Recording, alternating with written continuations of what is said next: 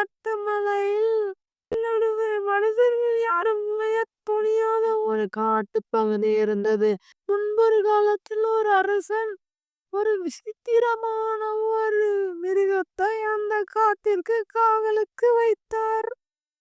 அந்த உயிரினம் சூறையாழி.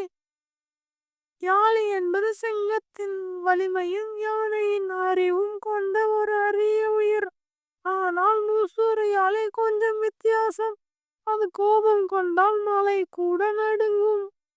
ஒரு நாள் அந்த காட்டுக்குள் ஒரு கிராமத்தில் இருந்து வந்த சிறுவன் வழி தொலைந்து நுழைந்தான்.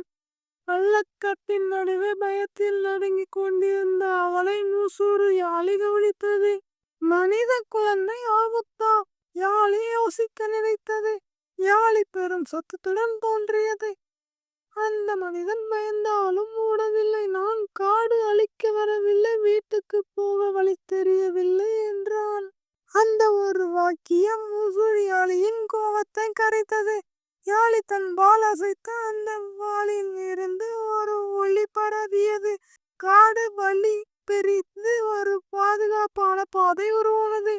அந்த மனிதன் வீட்டை அடைந்தான். கிராம மக்கள் காடை அழிக்க நினைத்திருந்தார்கள். ஆனால் அந்த மனிதன் யாழியின் கதையை சொன்னதும் இந்த காடு நம்மை காப்பாற்றும் தெய்வம் என்று உணர்ந்தார்கள்.